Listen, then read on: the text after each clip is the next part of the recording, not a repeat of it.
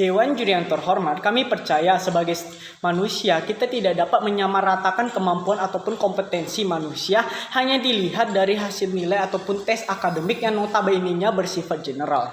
Selamat siang para Dewan Juri yang saya hormati serta rekan berpikir kami dari pihak oposisi. Perkenalkan, nama saya adalah Firdaus, saya berasal dari delegasi SMA Kristen Immanuel Pontianak selaku pembicara pertama dari pihak pemerintah. Adapun strukturisasi penjelasan yang akan saya bawakan, pertama adalah pendefinisian serta pemberian parameter dari mosi yang telah diberikan. Kemudian yang kedua adalah menjelaskan tujuan serta mekanisme yang menjadi tendensi kami untuk membenarkan mosi. Kemudian yang ketiga adalah menjelaskan poin-poin argumentasi selaku poin justifikasi. Penegasan mosi bahwa penerimaan mahasiswa baru hanya didasarkan pada tes talenta bawaan, bukan pada hasil nilai ataupun tes akademik. Dewan Juri yang terhormat, masuk ke pendefinisian. Ada dua kata kunci yang akan saya definisikan. Yang pertama adalah tes talenta bawaan, yang mana merupakan penilaian individu yang didasarkan pada potensi bawaan individu tersebut. Setiap siswa memiliki bakat bawaan yang unik, dan tes ini mengungkapkan bakat bawaan tersebut untuk dapat dipetakan potensinya secara keseluruhan. Kemudian seseorang juga dapat meraih kesuksesan maksimal jika dia bekerja dengan potensi yang dimilikinya. Kemudian yang kedua adalah tes akademik, yang mana merupakan tes psikologi yang dapat mengungkapkan apa yang telah dicapai seseorang secara intelektual dan general. Dewan Juri yang terhormat, berdasarkan definisi ini, adapun saya akan memberikan parameter agar perdebatan pada siang hari ini dapat berjalan dengan baik. Yang mana kami meninjau dari segi keefektivitasannya dalam penerapan instrumen ini di negara Indonesia.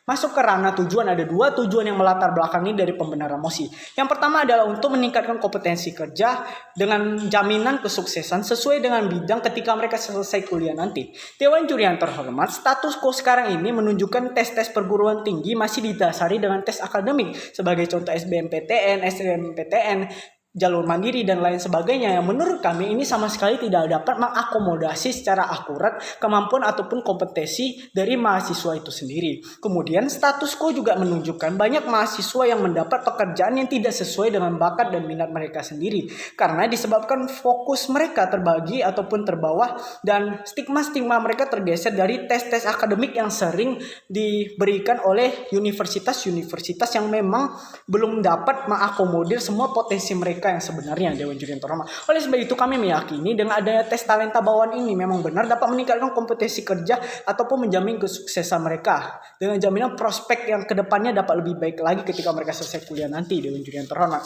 kemudian masuk ke tujuan yang kedua adalah untuk menghindari skenario kegagalan dari mahasiswa tersebut hanya karena tes akademik.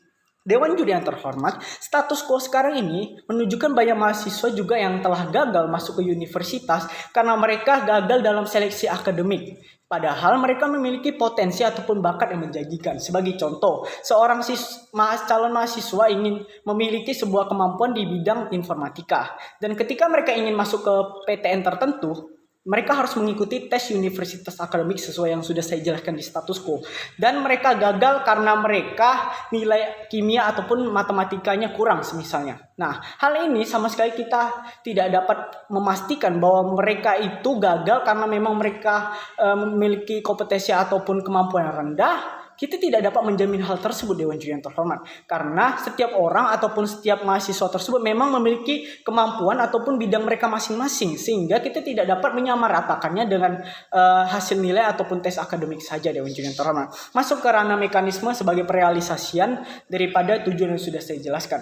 Yang pertama adalah membentuk sebuah badan khusus dalam bidang yang ahli soal minat dan bakat secara nasional, yang tugasnya untuk menggantikan berbagai tes-tes ataupun seleksi yang sudah ada di status quo, yang tugasnya adalah untuk mensupervisi dan memastikan perancangan tes talenta bawaan ini bagi mahasiswa, dan tidak lupa untuk melibatkan berbagai ahli-ahli di bidang tersebut, Dewan Juri yang terhormat. Kemudian yang kedua adalah badan ini juga dinaungi langsung oleh badan-badan negara independen dalam bidang pendidikan, semisalnya Kemendikbud, agar dalam perjalanan mencapai tujuannya sesuai dengan prospek yang diinginkan dan terarah dengan baik, Dewan Juri yang terhormat. Kemudian yang ketiga adalah pertimbangan tes dan substansi tesnya didasarkan daripada prospek ataupun progres bakat bawaan calon mahasiswa tersebut selama mereka menempuh pendidikan dasar dan menengah pertama, Dewan Juri yang terhormat. Kemudian masuk ke ranah argumentasi, ada dua argumentasi yang akan saya bawakan di sini. Yang pertama, mengapa mekanisme penerimaan mahasiswa baru dengan hanya didasari pada tes talenta bawaan harus demikian adanya seperti mekanisme yang sudah saya jelaskan.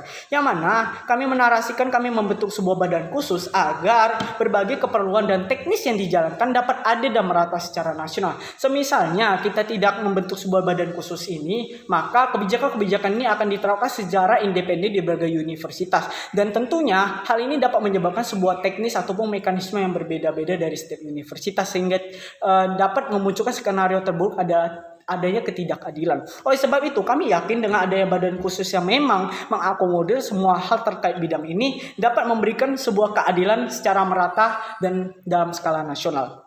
Kemudian kami ingin badan ini juga dinaungi oleh berbagai lembaga independen negara untuk menghindari berbagai skenario buruk yang mana mekanisme tes ini tidak sesuai dengan tujuan visi misi yang diinginkan, Dewan Juri yang terhormat. Agar badan-badan ini nanti semisal berbagai tujuan ataupun visi misinya memang sedikit bertentangan atau lain sebagainya, masih bisa dilakukan sebuah revisi atau lain sebagainya agar badan-badan ini memang ditujukan untuk mengakomodir semua kebutuhan-kebutuhan dari mahasiswa itu sendiri. Kemudian berikutnya adalah kami juga menarasikan adanya pertimbangan dari substansi tes dilihat dari progres mereka semasa mereka menempuh pendidikan terdahulu seperti pendidikan dasar dan pendidikan menengah pertama. Hal ini adalah untuk menghindari berbagai substansi tes ataupun mekanisme soal yang sama sekali tidak dapat menggambarkan kemampuan ataupun kompetensi mereka masing-masing. Semisal jika kita melihat dari progres ataupun dari pendidikan mereka terdahulu, kita bisa melihat kemungkinan ataupun prediksi mereka memiliki kemampuan ataupun bakat di mana, sehingga tes talenta ini dapat dijalankan dengan substansi yang benar, Dewan Juri yang terhormat. Kemudian masuk ke argumentasi kedua, mengapa kebijakan penerimaan mahasiswa baru hanya didasari oleh tes bawaan ini memang diperlukan dapat dibenarkan. Karena pemerintah merupakan pemangku jabatan tertinggi, sehingga mereka tidak mungkin membuat kebijakan asal-asalan ketika mereka memikirkan kebijakan untuk membuat sebuah tes talenta bawaan kepada penerimaan mahasiswa ini. Mereka pasti membuat sebuah kebijakan-kebijakan yang memang benar-benar untuk mengakomodir kepentingan masyarakat luas. Karena tentunya pemerintah ingin memiliki kesan baik dari masyarakat itu sendiri, sehingga mereka tentunya dapat dipercaya oleh masyarakat untuk memimpin negara ini dan membuat sebuah kebijakan yang benar. Oleh sebab itu, kami bangga sebagai pihak pemerintah dan layak memenangkan perdebatan pada siang hari ini. Sekian dari saya, terima kasih.